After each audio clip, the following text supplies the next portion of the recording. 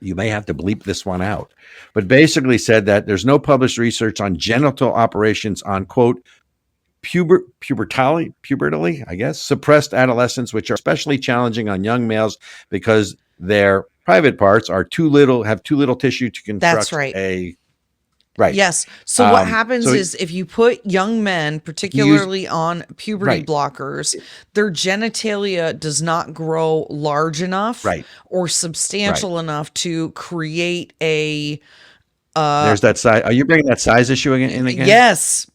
Literally. I'm sorry. There's not enough. I shouldn't make a joke on such a serious topic because it's very serious. That's the thing, is there's not enough to make a fake vagina. And so this is part of the whole thing is you cannot have informed consent by definition, because these children have not had sex, they have not had an orgasm, they cannot have informed consent. I mean, they can't anyway because they're children, for God's sakes, but they cannot have informed consent because they haven't actually experienced or knowledge of the thing that they're going to miss out and lose out on if these things go underway.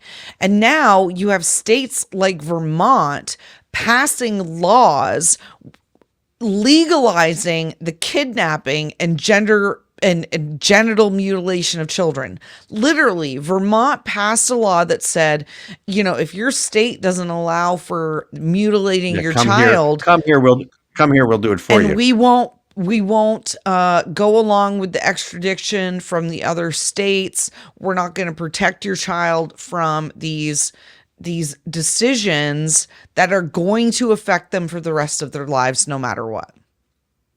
And by the way, so this doctor, Blair Peters is his name, in Oregon, the part of the Oregon Health and Science University, said the following: there's going to be a huge role for therapy during the surgery process. This is definitely something we're going to learn a lot more in the next 5 or 10 years as we're just doing increasing numbers of these cases. So my attitude is, and again, these are the things, folks, that are at stake in the next election, because it's really the heart and soul of America. Is this okay with you guys? We're doing scientific. Why is it? We're doing scientific. Why isn't there mental health? Why isn't there mental health first? Why is there not mental health first? We're literally doing scientific experiments on children, but then you have movies come out like Sound of Freedom, and we're going to pretend like child trafficking isn't a thing. But then we're also going to admit out loud that we're doing scientific experiments on children, that we have no idea how it's going to affect them in the future. I mean, this is when we, oh my God, history is going to judge us so harshly for what we're doing to the most vulnerable population among us. It is talk about deplorables. Good golly. I agree, but history will only judge us if we're victorious in this battle of good versus evil, right? Because the victors write history. Let's be clear. That's right. Right. So, again, I know this is a heavy topic. The Jersey side of me would have poked fun at a few things, but this is not a topic I can poke fun on at all, because it is so serious, and it really is. It's such a huge part of what's at stake in this whole culture war in these upcoming elections. So, folks, when you look into all of these issues, understand the bigger issue that's at stake here. That's right. Which is, what kind of country do you want to live in? And what's being foisted upon you is they're delegitimizing institutions as a way of, because you're really talking about the ultimate in relativism. There is no right. There is no wrong. Right. And, that's that old argument that one man's freedom fighter, terrorist, is another man's freedom fighter, which frankly is a bunch of crap. Yeah. It all centers on the children. As Jacob Boyan said, the children are the next generation. And I know you're not supposed to make this analogy, but I will. I mean, there's a reason that Hitler started the Hitler Youth Movement, right? I mean, you want to go after the youth because they're the most impressionable. If it's okay to parade in front of kids naked, if it's okay to take a normally confused state of a child who is growing up and doesn't understand sort of the world around them. That's right. And yet it's okay that they can, through gender affirming care, they can be proselytized, mutilated, change their gender, and parents have no right to know. That's right. What's going on with their child, because again, the argument that they make is, well, there could be abuse at home, or there could be, I mean, that's such a whitewash of things. They make up so many excuses. This is the manipulation. There's abuse at home. So right. There's abuse at home. So the parents can't know. So we're going to abuse them in the schools. But that's okay.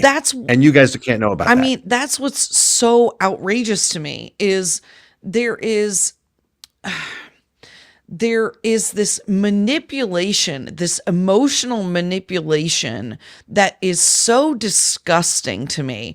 Oh, if you don't do it, the kid's going to commit suicide. Well, it's a 50-50 shot to begin with.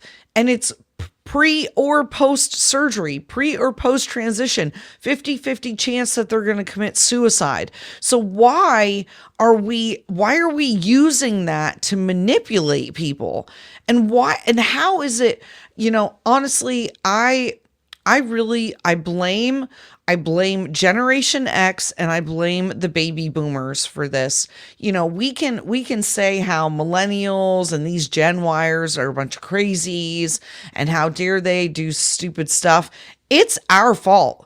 We raised this generation. The baby boomers and Generation X have raised these people without any sense of duty or responsibility or truth, justice, reasonableness. We are literally allowing the next generation to decide, what is true, what is false. And again, it's people who are already, young people who are hormonal, going through puberty, who have no idea what is going on, and we're telling them that they're in charge and that they're in the best position to make decisions.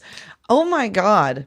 Yeah, you can't vote, you can't serve in the military, but you can decide what gender you want to be because you're confused growing up. Well, by the way, if you had paraded all these naked people in front of me when I was a kid, and whose gender is what, I mean, I would have been confused too. We're all confused at that point. That's right. So they're going after the most vulnerable, which is again, an abomination to me. It's an infamia.